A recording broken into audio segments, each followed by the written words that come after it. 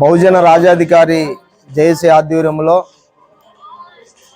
కర్నూలు జిల్లా నుండి అనంతపురం జిల్లా నుండి కర్నూలు నలుమూల నుండి అనంతపురం జిల్లా నలుమూల నుండి వచ్చి ఈ తెలంగాణ రాష్ట్రం నుండి గాని వచ్చి బహుజన రాజాధికారి కోసం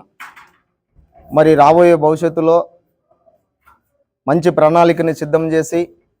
రాబోయే భవిష్యత్తులో రాబోయే తరానికి ముందస్తు ఆలోచన విధానాన్ని మరి ఇక్కడ పెద్దలంతా నిర్ణయించినప్పుడు మనమంతా కానీ కలిసికట్టుగా ఉండి మరి అంతా రెండు రాష్ట్రాల నుండి ఒక ఇక్కడ